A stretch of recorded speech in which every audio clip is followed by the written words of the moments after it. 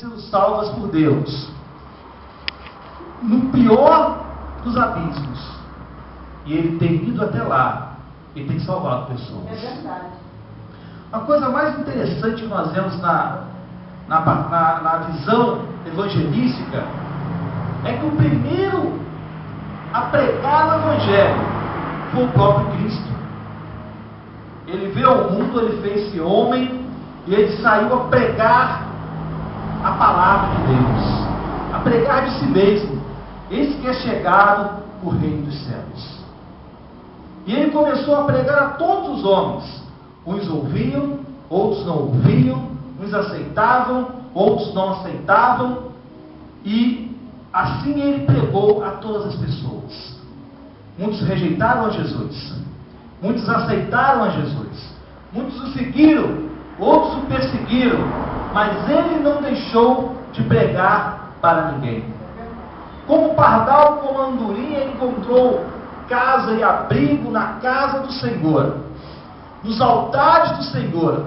Assim todos os homens podem encontrar abrigo, casa, segurança na casa do Senhor. Aleluia. Todos nós.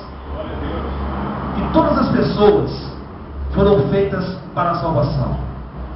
Deus não criou o homem para ser perdido, ou Deus não criou o homem para ir para o inferno. Na verdade, Deus não criou o inferno para o homem. Deus criou para o homem o céu. Deus criou para o homem o local espiritual na terra, chamado Éden, aonde o homem saiu pelas suas próprias pernas, porque ele pecou, porque ele buscou para si condenação. Mas a vontade de Deus, ou a primeira condição, a condição primária do homem, era uma condição de salvo, de vencedor, né? De vida eterna. Deus não fez o homem para morrer, Deus fez o homem para que vivesse para sempre. Os cientistas não conseguem entender porque o homem morre, porque o homem envelhece, porque na verdade nossas células se renovam a cada momento. Não existe um órgão do nosso corpo que tenha mais de 10 anos. Todo momento nossas células são renovadas. Eles chegaram à conclusão de como uma máquina de xerox. Você tira a xerox da xerox, já fica um pouco... não fica tão boa assim. E xerox da xerox, assim o nosso DNA ele vai copiando, e ele vai renovando nossas células a todo momento, e nenhum órgão de nosso corpo tem mais de 10 anos de existência. Ou seja, pela lógica, o homem não deveria morrer, porque Deus não fez o homem para morrer. Deus fez o homem para viver, para sempre. O homem, por causa do pecado, começou a morrer. E quando o homem começou a morrer, Deus começou um plano de salvação dentro do próprio Éden. Quando o homem saiu, Deus esticou as suas mãos para trazer para ele um plano de salvação. Deus nunca desamparou o homem. Nós vemos, mesmo no grande homicídio, no primeiro homicídio, o mais terrível homicídio, que foi Caim matando Abel, seu irmão, ali onde pouco existia de maldade, ou seja, o mal já havia brotado no coração do homem. E ali nós vemos a redenção de Deus para com Caim. Caim falando: onde eu chegar, Senhor, vão me matar. Eu estou em desgraça, eu não consigo me conter de tanta aflição. Ele caiu em si, ele não tinha noção do tamanho da desgraça que ele havia cometido. E naquele momento nós vemos o primeiro ato de redenção de Deus. Deus falando: eu vou marcar você, Caim, para que todo homem que te veja, ele não te mate. Ali nós vemos a redenção de Deus já sobre Caim, para que ele não fosse morto, para que ele não fosse vingado. Nós vemos, irmãos, que Deus ele sempre esteve preocupado com o homem, preocupado com a condição do homem, preocupado para que o homem viesse a ser salvo. Deus estendeu a sua mão e sua palavra, e sua graça, sua bondade para povos que nunca o procuraram. Nós vemos Deus enviando o profeta para Nínive, para pregar o evangelho para eles, pregar uma palavra de salvação, pregar para eles que existia um Deus, e que aquele Deus estava preocupado com eles, e queria que eles fossem transformados. Nós vemos lá Jó, lá na Pérsia, falando de Deus. Nós vemos Melquisedeque falando de Deus, e povos longínquos falando de Deus. E quando o Filho de Deus nasceu na terra, nós vemos que vieram reis do Oriente, da África, da Europa, procurando seguindo a estrela, seguindo a profecia, seguindo o que havia de se cumprir. E o próprio Israel não estava preparado para receber a Deus naquele momento. Mas os povos de longe já estavam vindo para receber a Jesus. Nós, irmãos, temos o privilégio de estar com morada na casa do Senhor. Aleluia. Nós estamos com o nosso ninho protegido nos altares de Deus. Aleluia. Nós estamos amparados pela graça de Deus. Glória a Deus. E nós temos que externar essa graça, essa maravilha, essa bondade para os povos. Se nós não pregamos por outro motivo, que viemos a pregar pelo menos pela misericórdia de um povo que anda errante sem Deus.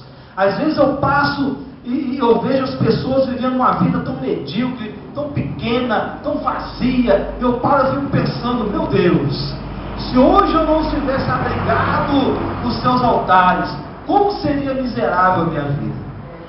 Como seria vazia, como seria pequena, como seria terrível, como seria fria, como seria sem nexo. Você para e você pensa como essas pessoas andam espalhadas como ovelhas que não têm pastor. Errante, se entregue à própria sorte, entregue a toda a sorte de predador que esse mundo tem. E essas pessoas ainda acham, ou são iludidas, ou se auto-iludem, achando que são felizes, e não são. Porque no primeiro momento que elas param em si, elas entram em depressão e choram e ficam amarguradas. Eu quero dizer para você, há lugar para todos esses na casa de Deus. Há espaço na casa do Senhor para o pecador. Deus, Ele não desiste de ninguém. A Bíblia diz que mesmo que a mãe se esqueça do filho que amamenta, Deus não se esquece de ninguém. Verdade. Ele está pronto a receber todas as pessoas. Como o pai recebeu aquele filho que havia se perdido, que havia abandonado e tinha feito toda a sorte de coisa ruim na vida. E ele recebeu ele com alegria. Assim Deus recebe o pecador que está longe dos caminhos do Senhor. Porque para o pai e para uma mãe, o filho sempre tem jeito, né? O pai e a mãe nunca desistem do seu filho. Ah, mas ele é um bêbado, ele é um bandido, mas o pai ou a mãe, ele tem sempre aquela esperança do meu filho, um dia ele vai cair em si e ele vai mudar. Assim Deus também. Deus olha para o homem e ele tem esse desejo em seu coração de ver que aquela pessoa vai tomar uma posição e vai estar abrindo o seu coração, a sua vida, para que Deus possa operar e transformar aquela criatura. Todos nós estávamos longe de Deus, mas Deus, pela sua infinita bondade, nos resgatou e nos deu o ministério da reconciliação. Nós somos reconciliadores e devemos estar reconciliando o homem com Deus, levando a palavra do Evangelho da salvação para todos e vendo que, com certeza, existe lugar na casa do Senhor para o pecador arrependido. Glórias a Deus. Aleluia. Nós temos a oportunidade de levar essa mensagem ao mundo e dizer às pessoas: existe lugar para você.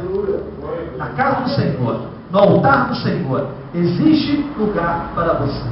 Nós vemos pássaros diferentes, né? Tão diferentes. A andorinha que voa continentes, né? Migrando. O pardal, que é uma ave local, não migra. E nós vemos ali diferentes, todas vivendo embaixo do abrigo de Deus, nos altares do Senhor. Todos eles têm. Para aquele que veio de longe, para aquele que estava ali tem abrigo no altar do Senhor. Aleluia. Amém? Que Deus possa te abençoar nessa noite e possa fazer algo tremendo na sua vida, em nome de Jesus.